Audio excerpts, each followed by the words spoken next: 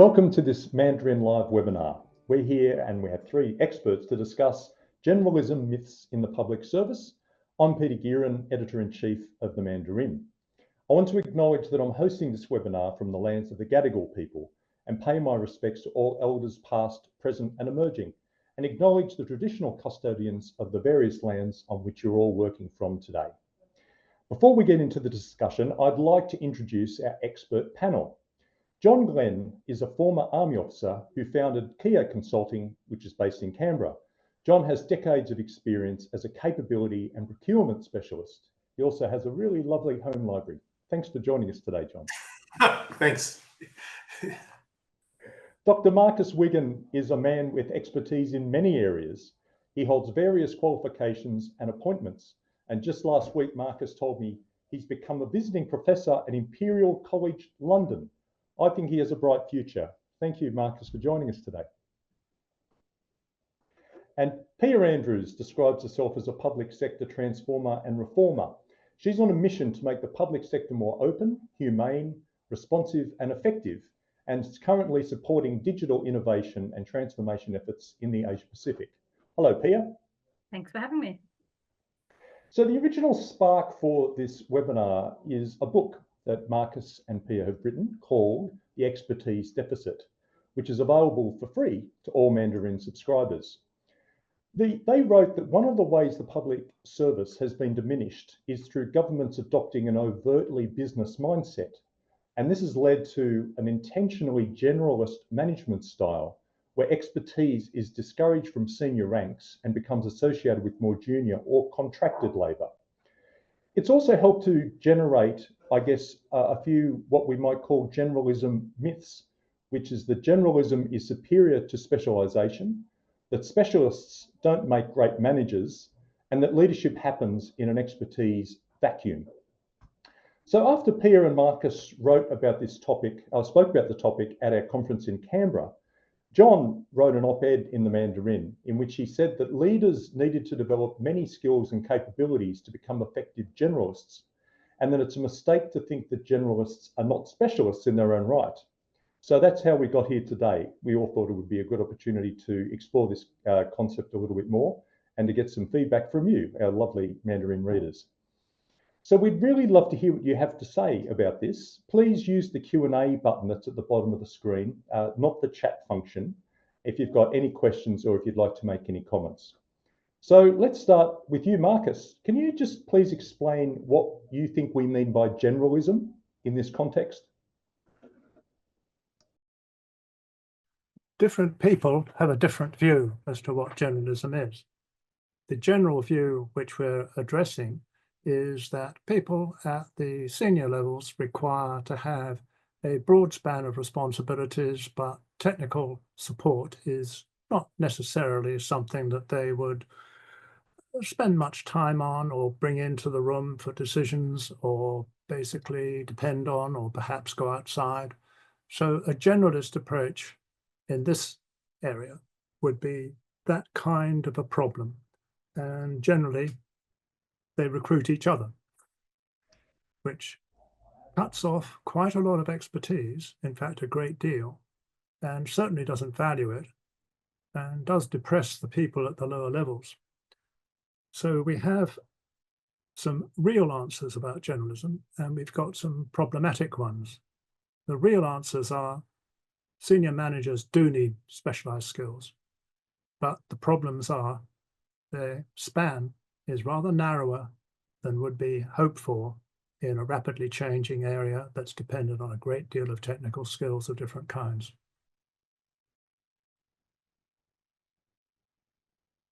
Thanks, Marcus. I'm just interested to bring Pia in on this concept, because you've written a lot about the new public management principles in a lot of different forums, including in this book. And, you know, this whole idea of bringing in this kind of more business mindset has obviously had impacts in many ways, but how do you see it sort of playing out in this context of generalism in the public service?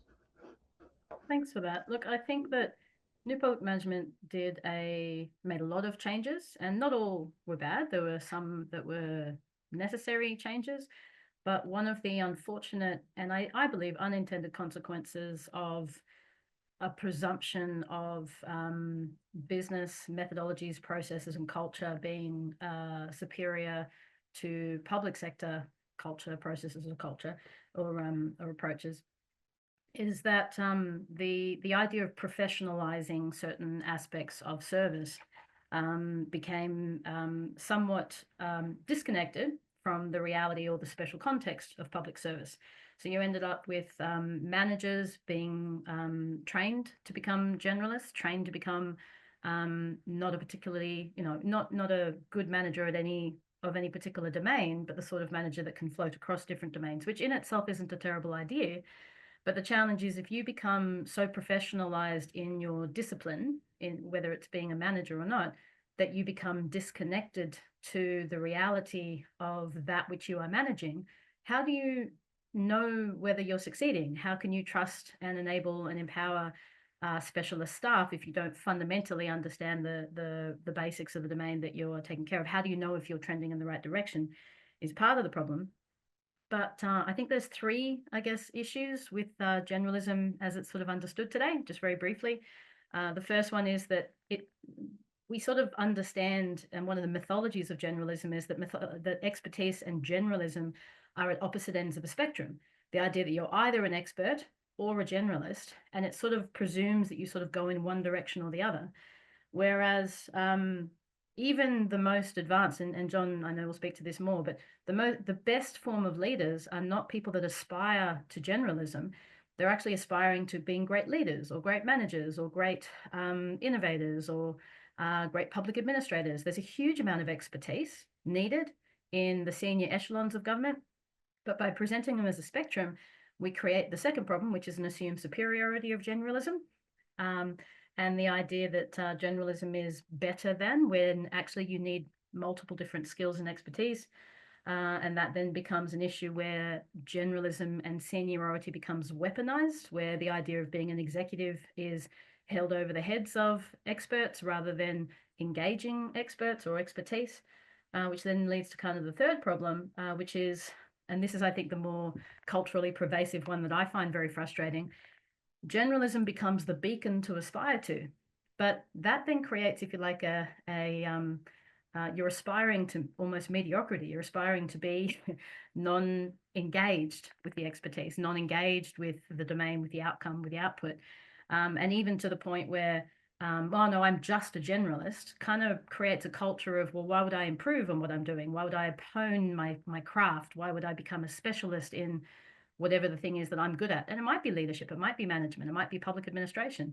But all of these are specialist skills to continuously hone over time. But when you are just a generalist, you fall into, and I've seen many people fall into the trap of, well, I've learned enough because I'm just a generalist. And so those three, complementary, as it were, in a negative sense, issues are sort of come out of the framing of those particular skill sets as generalists. Thanks, Pia. I'm actually keen to get John in on that, because in your Mandarin article, you'd argued that generalists are specialists. So I was hoping that maybe you could elaborate on what makes generalism a specialty. Well, yeah, I think generalism isn't an absence of specialisation, and I think that's part of the mistake. I think there's a body of work that needs to be done by what we would call management or managers, but they'll manage a process, they'll get things done, they'll make sure things happen on time, but they're not sufficient to be leaders in organisations by itself. I'm not saying you don't need to be able to do that, but by itself.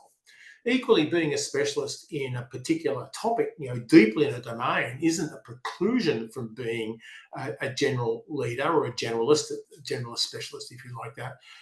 But if you choose to be that and only that, then you're not going to be able to see the interrelationships, the interconnections, and the synergies that go along in different domains and how they work. And so being a generalist leader is the ability to be able to see things and their interrelationships and how they work, and to coordinate those activities to a common outcome. And that takes specialist skills. And that's where you've got to hone those skills and that ability, I think. I think that you can have a level of depth. And the more depth you've got in more topics, the better you can go. But almost certainly a generalist specialist is not going to be that deep world-leading expert in cryptology or wherever, but they've got to have enough knowledge to be able to communicate with them, to understand the relationships and how they work. So, and that's a skill that needs to be learned and developed. It doesn't come by accident. Because I guess, you know, the argument is the way that most people think about this in their mind might be that, like the general manager, like someone who just comes in and is an administrative you know, expert, I guess, rather than someone who is a leader potentially. I know there are probably great leaders who are general managers, but this idea of having a specialist generalist is an interesting concept. And I'm just wondering, in your own mind, John, you know, what can you think of a real world example of someone who kind of fills that kind of role, if not necessarily a person, but maybe a function? But of course, I think that's what we should be asking of our leaders across organisations. And the term, you know, general manager in industry has a particular meaning to it. It usually means the first time they own a P&L. And the first time you own a P&L means you own a strategy and an outcome. And that means you've got to coordinate all of the different things that are going on with that. In the business that I used to run, joyfully, our business was solving problems. And it was very eclectic. On one day, we did a whole lot of work in fuels and energy and so on. And so we had chemical engineers, IT specialists, and so on. But they all needed to be blended together. And there are people who do those things. Leaders of organisations have got to be able to do those things, almost certainly. Because even if you're in the most niche organisation, it doesn't exist by itself, you know. So I think almost everywhere. But if you ask me what a real example of where that came, we would not have solved COVID without general specialists. The leadership that brought together, you know, everything from how we responded to it, to how we built vaccines, to how we deployed that was a really, you know, cross-domain program of work that needed people to be able to see all of those relationships. We used to have a saying, managers will get you through the forest, but they won't work out which forest. Fair enough. Thank you, John. Marcus, you wrote in the book that generalist management training has created what you called observably corporate sociopathic behaviours in senior executives. What specific behaviours are you referring to, and how do they contribute to the devaluing of expertise? Well, one is allowed to make a few tendentious comments in a book. This one actually is pinned to a particular point that's very rarely made, which is that there is no ethical standard for the profession of management. Yet all the specialists do have very tight specialty requirements and ethical requirements they have to keep to. But there's a disconnect in those behaviours. There are classical examples of quite deadly behaviour as a result. So it's not difficult to see how specialists with a particular ethical frame that they must keep to, seeing behaviours that they don't quite agree with, but are seen as expedient or necessary by general or senior management. So perhaps we should have expanded on that more, but it is quite important. When one points out that there isn't an ethical standard that managers generally ascribe to and have any feedback on from their own community, it actually raises a few very interesting questions. And when we're talking about the generalism myth, it's certainly the people who have the kinds of responsibilities where that domain doesn't have any particular standards. Survival, yes. Effectiveness, yes. Financial control, yes. But not quite the same things as many of the specialists do. And that distinction can be interpreted by people at one level as being unethical behavior. And so the phrase that we used in order to pay attention was clearly evident. Its value systems vary, and they vary widely. And the expedience and the pressures that top management, in a generalist sense that we're talking about it, are rather different from those lower down, as it is generally put. But that particular distinction is one that's always worth bringing forward. And it explains many things that people feel forced to do, fiduciary responsibility being the key. So that clearly leads to behavior that would be judged by many who are not in the position of having to make decisions for that kind as unethical or sociopathical in some cases. In fact, it'd be very easy to give some examples, but I don't think that, I think that'd be a bit invidious. It's the principle that's worth discussing.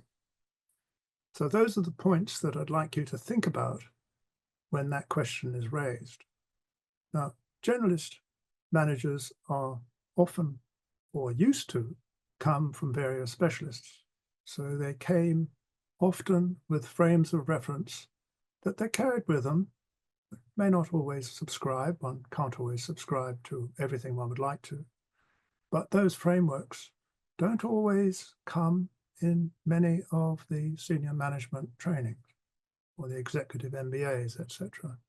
So it's worth highlighting the point. That was the reason I put it there. And it flows on from that too, Pia, that I guess when generalist managers succeed and have far greater earning and career opportunities than people with expertise, that it can have a big impact on morale, especially, and trying to keep the best people within the public service. How do you reflect on that when it comes to this conversation? A couple of things. First of all, I think that the terms generalist and general manager get used interchangeably, but and I do lean towards what John is saying on this. The concept of a general manager being a person with all the skills to deliver a general outcome is not a terrible concept.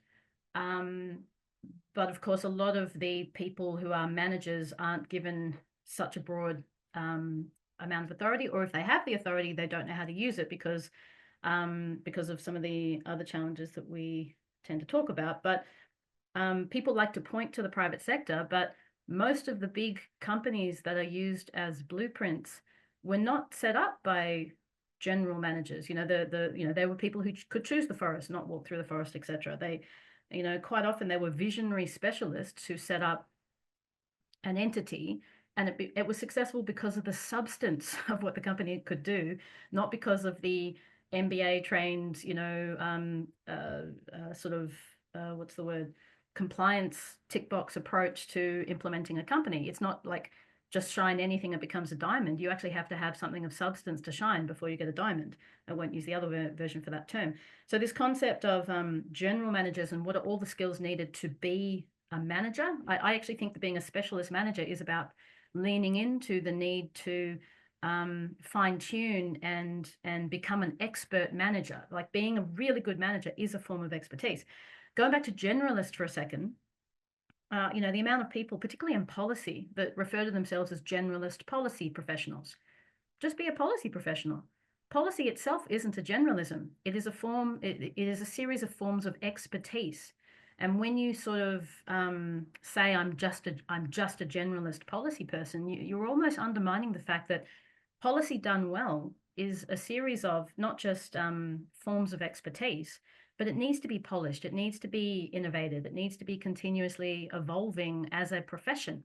And I feel like the concept of generalism, if we get away from general managers for a second, the concept of generalism actually almost puts the brakes on that evolutionary approach to a discipline, to an expertise, to a role, to a job.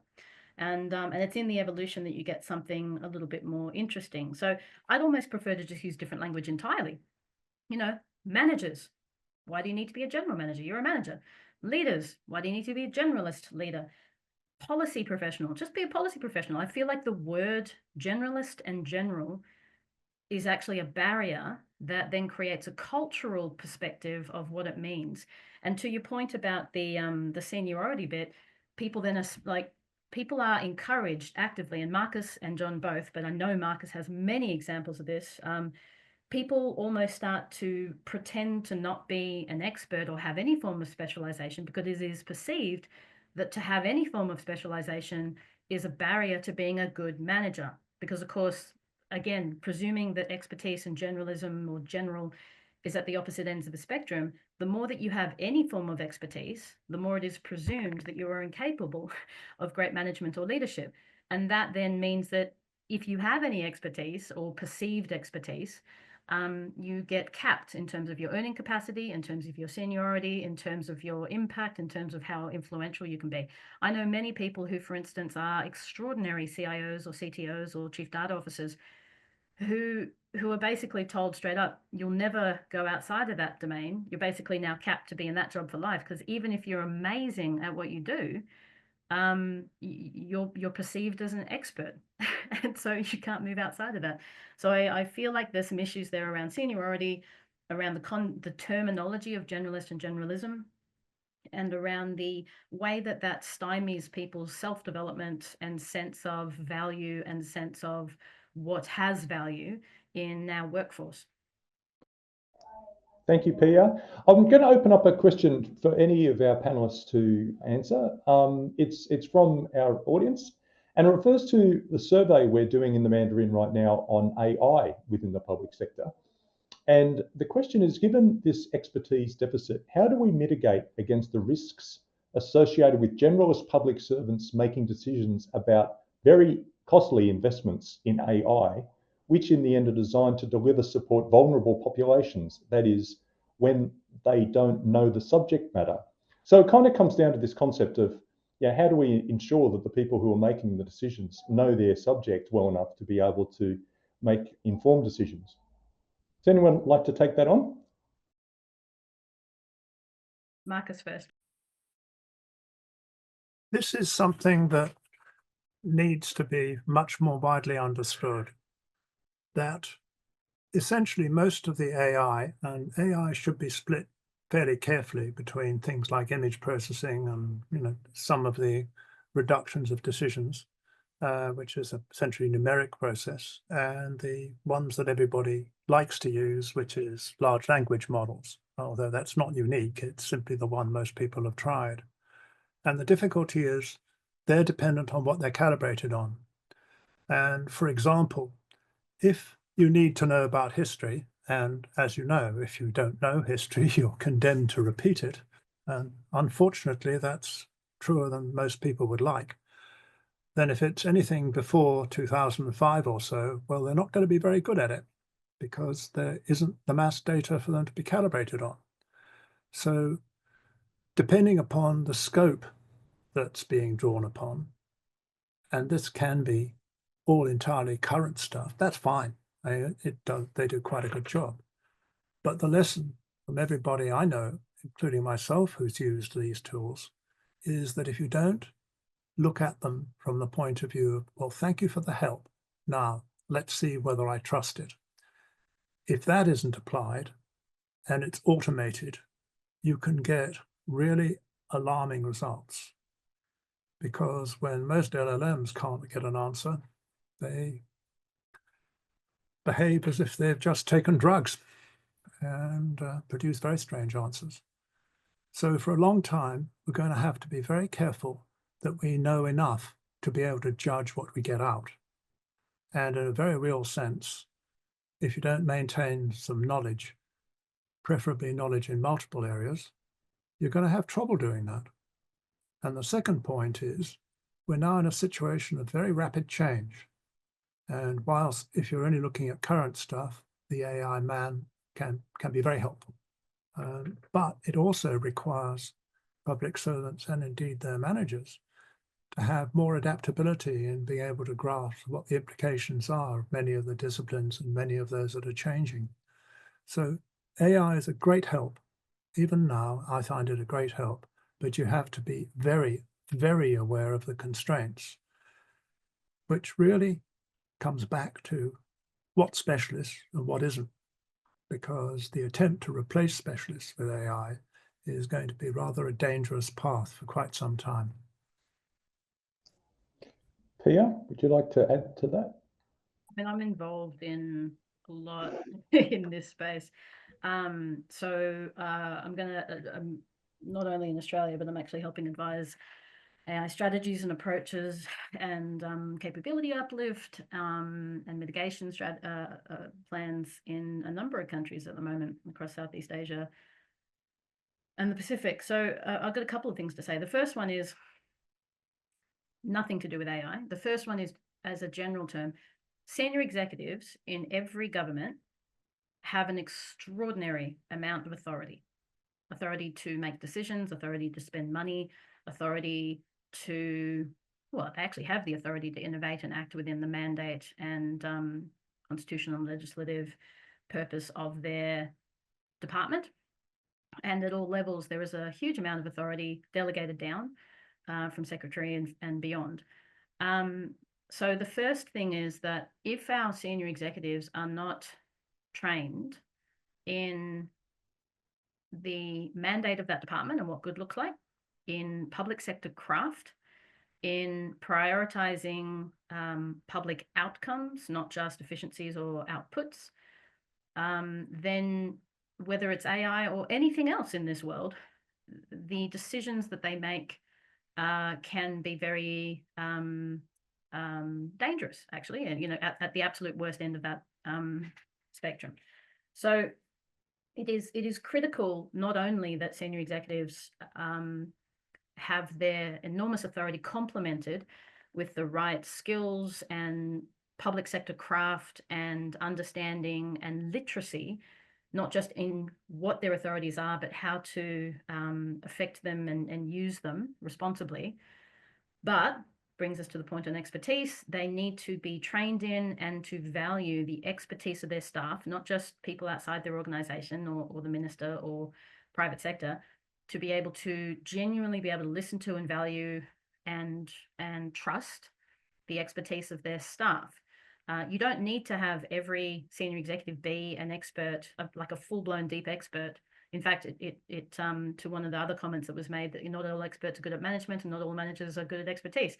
But it comes down to that culture and practice of being able to leverage expertise where it is, both inside your organization, outside your organization, and be able to have the mechanisms and methodologies to understand the impact of your decisions and to make the right decision, not just in accordance with your mandate and the law, but also in accordance with what is the long-term public impact, public outcome, and also how to be taught how to serve, particularly in the federal sense, the government, the parliament, and the people. The job of a senior executive is not just to serve the minister of the day. It's real stewardship means maintaining that sometimes uncomfortable balance of serving the government, the parliament, and the people. And that balancing act is a skill. It is an expertise. It is a thing that needs to be taught. Otherwise, sometimes you can inherit the wrong perspectives on how to do that or who you are actually there to serve. So when we say the risks associated with generalist public servants making decisions, it's not the risk of a generalist public servant making decisions. It's a risk that a person doesn't have the tools, insights, correct foundations of what good looks like, of what their purpose is, and is making an investment for a short-term gain that has nothing to do with the mandate or purpose of public service and everything to do with just looking good on paper and moving to the next job. And it's also about making investments that have a long-term, correct and sustainable implication, not just a short-term implication. So that there's a lot going on there, but what it really comes down to is whether it's AI or anything else, if you can't draw a line between what you're investing in and what you're doing and the purpose and legal authority of your department, then you're probably failing. Thanks, Pia. I've got a question for you, John, that's without, I haven't given you any notice. It's a bit unfair perhaps, but I think it's another good question from our audience. Is the nature of the public service incompatible with many concepts of specialisation?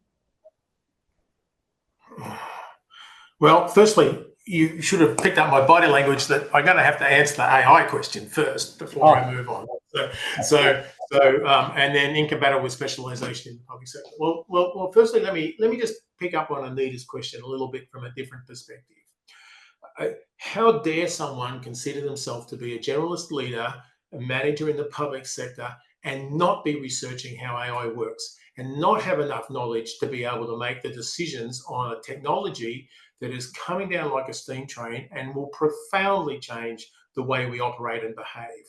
So this goes to the point of specialist generalist. You've got to have enough knowledge and you've got to have enough get up and go to go and research the topics that are important to you, even though you may not necessarily be a specialist in it. You may be a deep specialist in aged care and health, but it's going to be affected by the way AI works.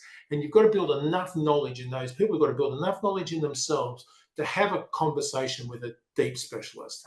And the knowledge is, I actually just say in this particular space in AI, it's hard to get out there. But there's a wonderful article in your magazine, which I wrote a few weeks ago, which actually almost no one read because it was kind of boring because it didn't have a really punchy headline.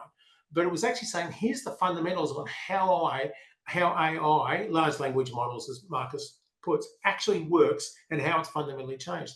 Every generalist leader that we've got in an organization ought to know that and be able to have a conversation around it so that they can actually make decisions in their domain. So I just wanted to say that. And I wanted to pick up on something else that Pia said, which goes to the comment that you made about incompatible with specializations. You need specialists.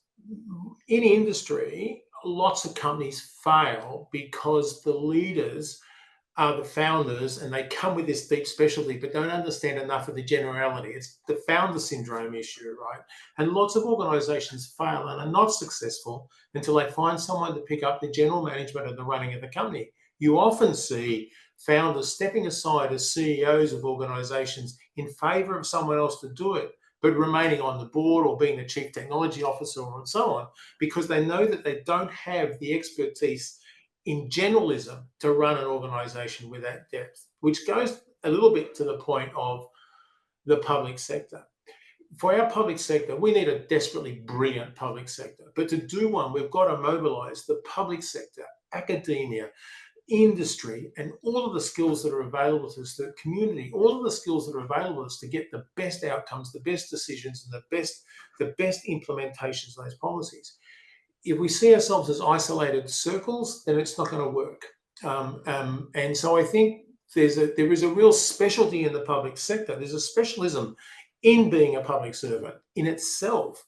And so building a deep specialty in being a public servant is something that you should be pursued, and people should hold them out and say, I understand how this works. And part of that specialization in the public sector is about being able to leverage, build, and engage with deep expertise from wherever it could come from, but in order to put it in the context of public service and social outcomes.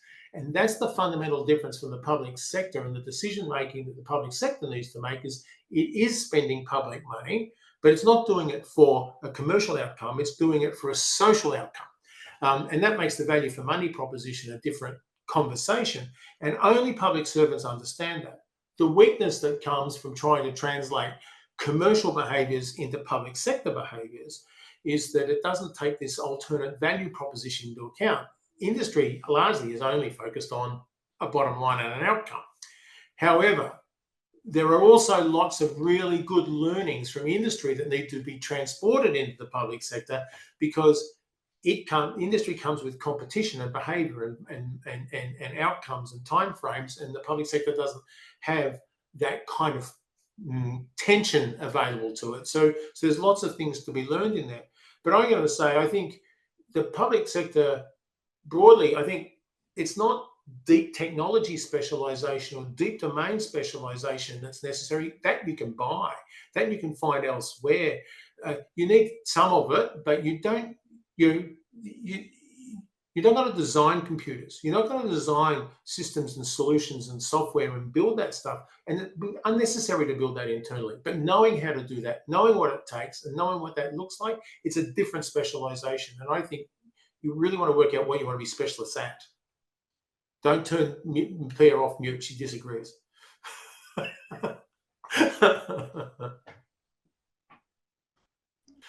I thought Pia would come in at that, but he haven't, so that's fine. I wouldn't mind just moving on quickly. Sorry, Pia, yes? I'd love to, but I'm trying to be polite. That's all right.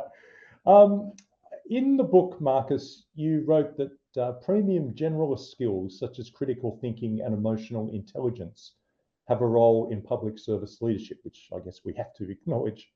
You also believe in the need for modern leaders to be highly adaptive or adaptable. So how do we balance the need for these skills with the need for deep domain-specific expertise? Because when there is rapid change, this is always difficult in organizations. And so as change rates increase, you really need to make certain that people in leadership roles really do have those skills, either by selection or by training, if you can. So there's more and more teamwork, I mean, genuine teamwork done in many disciplines, not because people want to do it particularly, but because it's the only way of getting in advance anymore or keeping up. So in every case, and public service is essentially, in my view, a people job as well as a skilled job, that needs to be given the necessary weight. Public servants at many levels work frantically hard. The communication to the public that they do so isn't particularly good, but they do. And that needs genuine support and leadership. Certainly, many of them will jump when you tell them to, but on the other hand, unless you actually operate in a manner that treats them as people, which is what those skills are for, you're not going to get the best results. And of course, simply by giving genuine support to that area does help. So I would really feel that there are skills that people need more and more. In many of the disciplines I've been in, individual work has become quite rare, and teamwork and management of, particularly under heavy pressure, has got more and more difficult. So we really need it. It's a different point of view from saying, can we deliver X by Y? It's by making people want to deliver X by Y.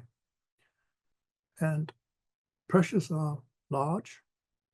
We have to value those particular skills more and more. Change is not going to slow down. I'm just wondering, Pio, if you can elaborate a little bit on a theme that has come through a fair bit already in our conversation is how that there is clearly a need for both people with expertise and those with generalist knowledge. And, you know, the whole idea of having strategic leadership is probably the key to that. But how does the public service shift the perception that a person can either be an expert or a manager? I mean, there's obviously quite a few people on this call who probably have that view of the people they work with potentially within the public service. You know, how does the public sector kind of shrug off that perception, I guess, that you're either one or the other? Okay. First of all, I think that we need to, this is why I'd actually like to just get rid of the word generalist entirely, because I feel that the habit and baggage of the word gets in the way of change and gets in the way of something better taking its place. Because even if people redefine or try to reclaim the concept in a more constructive way, there's still too many people trained in a particular way of thinking that using the same language actually reinforces some of the current habits.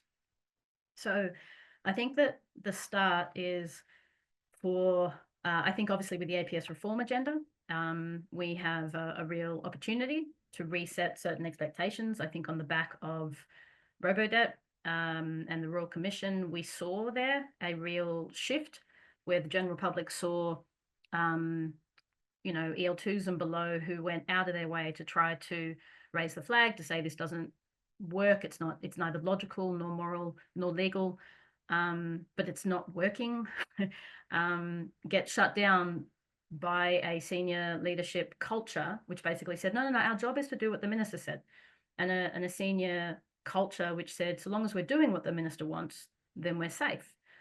And it's the first time, I think, in our living memory, or at least the living memory of most current public servants, that senior executives got into trouble for doing what the minister did tell them to do. So it's created this Teutonic shift and this reverberation of, well, if that's not how I stay safe, then how do I stay safe? Well, maybe doing what is legal makes you safe. Maybe doing what is living up to the mandate and expectations of public service is how you be safe. Maybe serving the three masters as a strategy, not just because it's a compliance requirement to actually comply with the Public Service Act.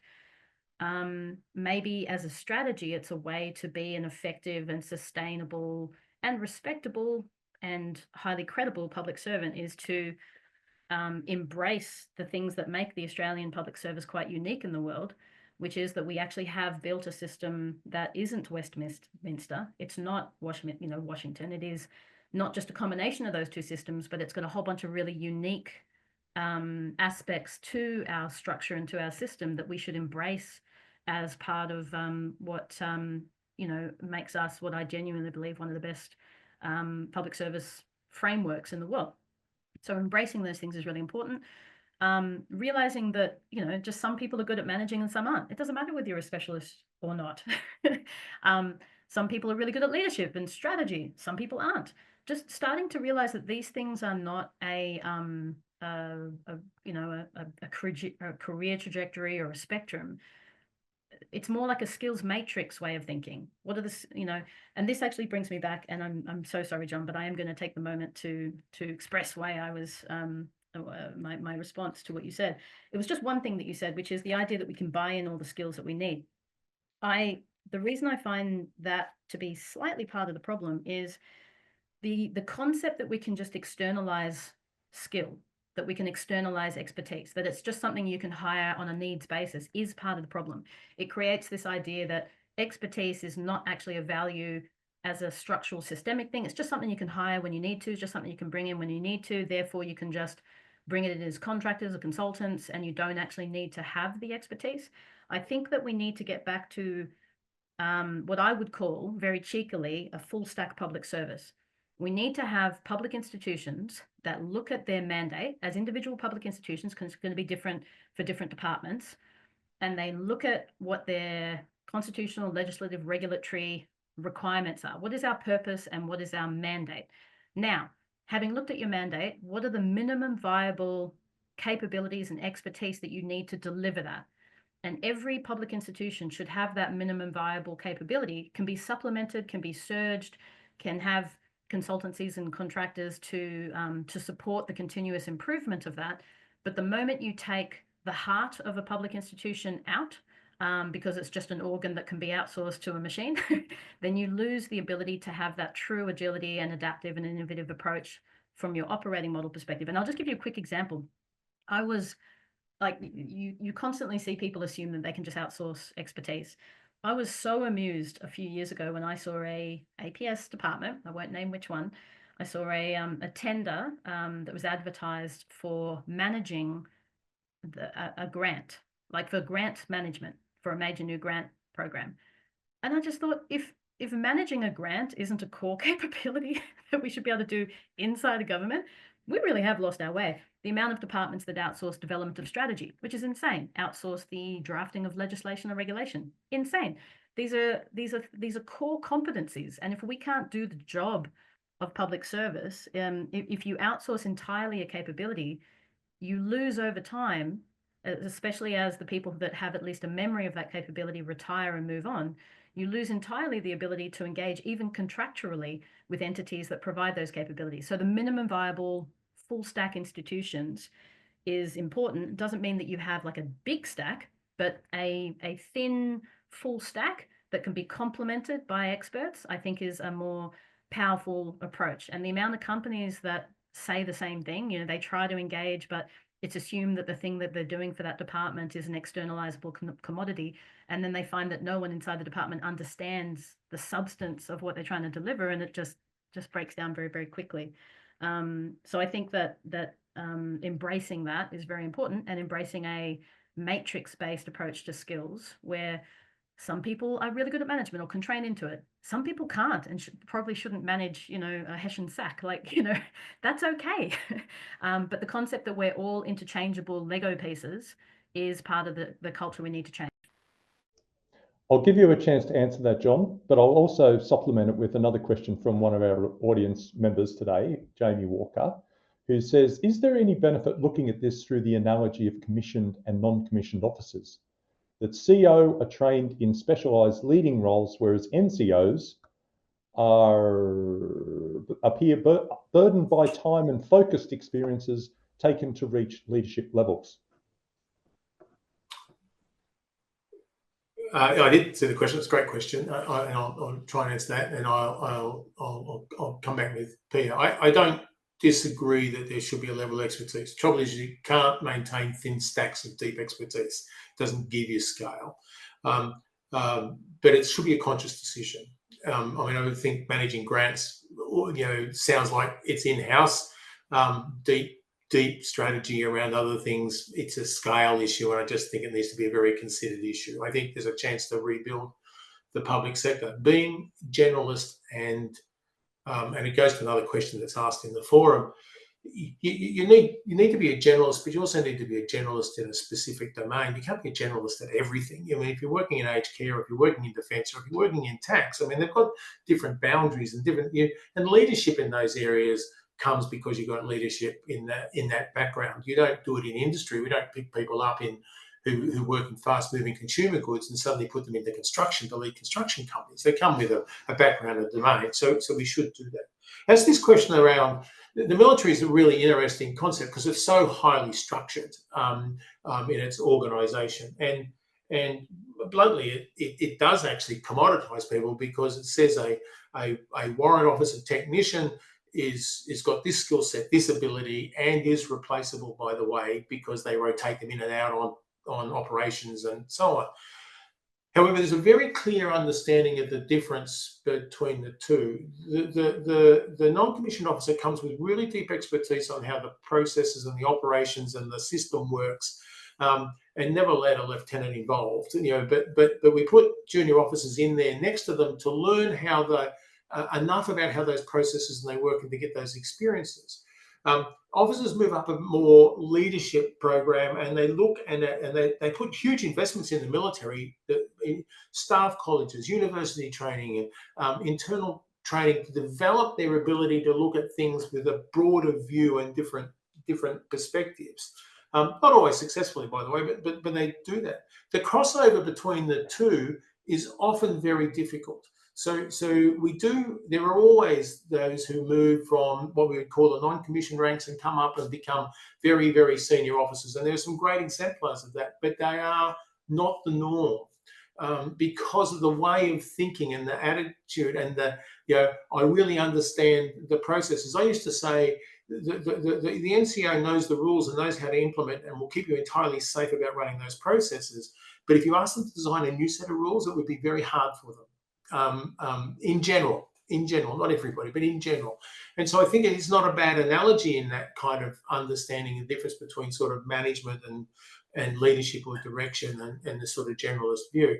Now, having said that, and I've got a very army view of the world, but you want to put artillery people looking after the growth of artillery, not communications people looking after artillery, because they've got experience and background in that domain, to get a point where they're no longer looking after those individual specialities, but chief of army or chief of defence force is very, very broad. I hope that answers the question. Then nobody can give me the feedback, but I think it does. I think it's good, and especially in the context of this, because it's a legitimate sort of approach, I guess, when it comes to organisations. It's there's not all one size fits all. There's a kind of a different thing, and I guess the same would apply between different agencies, different departments. They've got different functions, they've got different responsibilities, different communities they have to satisfy, and they may need to be able to have a balance, of hierarchies, if you want to call it that, to be able to be effective and to actually deliver the services that their community needs. Yeah, there was can I just say there was another question that popped up, if I could jump ahead. It was, it always seems, somebody said it always seems to be one way, that the public sector's got to learn from industry. What can industry learn from the public sector? So I'm going to give it a go of a couple of things, just briefly. There are things that the private sector doesn't get and the public sector does. Really complex systems, really complex stakeholder environments. The ability and the need to be able to balance outcomes when there is no optimum outcome. The level of wickedness that comes along with problems. All of that stuff, the interrelationships between dentistry and education. We know we get bad education outcomes with people who've got poor teeth. Interestingly, so those linkages and tying all of that together, that's not what people try to do in the private sector. They try to take all of the noise away, whereas the public sector's got to drive all of that in. Governance. I got to say, I think it's overdone at times, but strong governance and understanding of governance and the balance of things, really good public sector thing, and people in the private sector could learn from that. I think some ethics issues and the concept of understanding value and purpose, we could learn about that in industry as well. So I think there's a lot of stuff coming out of that. Thank you, John. That's great. I just wanted to touch on a couple of more issues because we're running quickly out of time. And one of the questions that came through when people were registering for this webinar, they were able to offer a comment or ask a question. And one question I wanted to ask, and I guess this is mainly at Marcus, who has probably about 50 different degrees and certifications. The question is, does the panel have any advice for public service leaders considering further study to progress their careers in terms of generalist qualifications, as in Master of Business Admin, versus specialist qualifications, Master of Public Policy?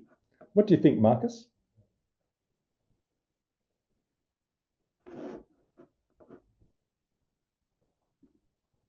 I think you're Peter, you've stopped silencing me. That's great. Well, there's only 18 bits and pieces. But the point is not that there's 18, but there is a continuous learning process. Most people do continuous learning, but don't realize it. Quite often, if they organize some of it, they learn more because there is a cumulative effect. And the effect is you learn different disciplines. I'm a little more reserved about business school variations, as there are wide variations, but generally the core is comparatively narrow. And it's when you get more than one set of thinking frameworks that you start to see things. So I don't really care what people want to study if they don't take too much time about it. It keeps their mind alive and it stops habits forming that this is the way things work or I can make them work. And it increases awareness. So I'd be just as interested in somebody taking some time out to do, say, international history, which in practice is actually crucially important if you ever go into any area of public service connected with foreign policy, because you don't know, you might move there. So I'm not trying to minimize the process of further learning. I am saying that consolidating the same things and the same perspectives and the same approaches in a sharper way may not be the best use of time. There are basic skills you need, those can be taught. But if what you want to do is to learn, then you need different perspectives. And they have a remarkable additive effect over time. So I'm not trying to criticize any of the business schools, particularly. I mean, they do what they do and people buy what they think they want to buy. But I have seen, let's say, more creative and more effective people who have unexpected side areas that they've looked into. It's the process of learning something in a framework you're not familiar with. Those are the sorts of things that keep people sharper and also make them more open to change and actually to initiate it, plus increasing other frameworks within which they have other networks. So I don't regard education and training and teaching in quite the same way as many people. I see it as part of how one keeps one's mind alive and open and adaptive. Thanks, Marcus. That's great. In a similar way, PR, there's a question that came through where people have external expertise, and this is a question around, I'm a performance auditor by profession and have private sector quality assurance experience. I've tried introducing quality assurance type reviews as health checks to always audit ready, but had always met with a lack of appreciation of the value of that work. So what sort of advice would you have for someone like that?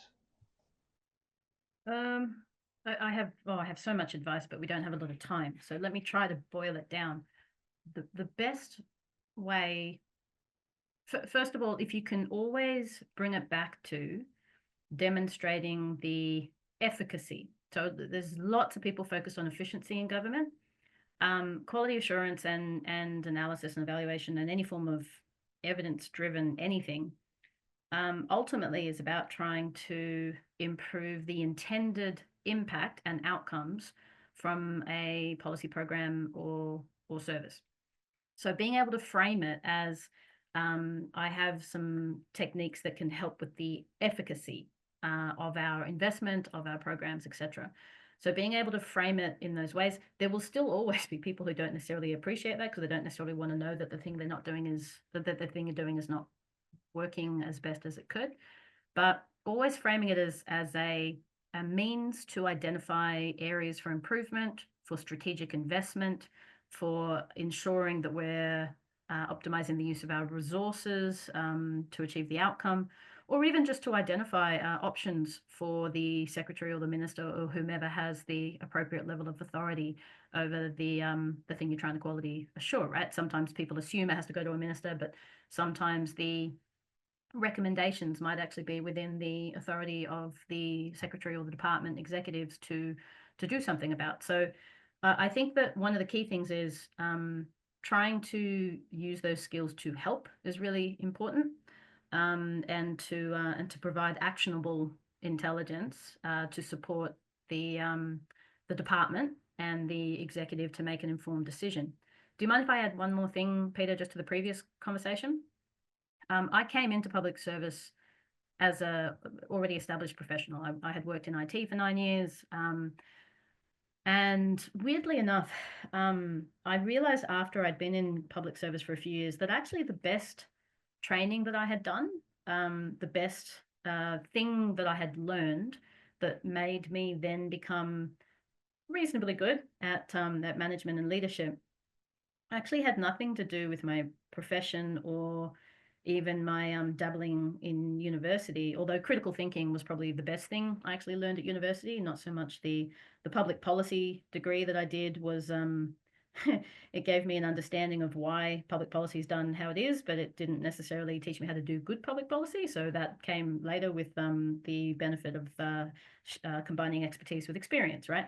But I would recommend people check out not just servant leadership and multidisciplinary methodologies like product management, but the best way to learn how to manage people, in my experience, is to join a participatory or voluntary community organization. I was deeply involved in a whole bunch of volunteer-run community initiatives, all in the my very nerdy past, in different open source or Linux communities, etc. But learning how to lead people when you don't have, let's call it the MBA levers, I'm paying you, so you should do what I say, or I might fire you. That sort of punitive approach to leadership completely destroys the ability for a person to lead through inspiration. Leading, when you are leading or supporting a volunteer workforce, it's not about how you can punish them into doing the job. It's actually entirely about understanding the person, the individuals. What is the thing you most love to do? Why are you here as a volunteer? What do you care about? What's your passion? What's your skill set? How do you want to contribute? And how can I enable you and support you to contribute in the right way? And inevitably, because humans are humans and not machines, when that person drops the ball, which everyone does at some point. It might be for a major reason or a minor reason, but to that person in that context, it is every reason.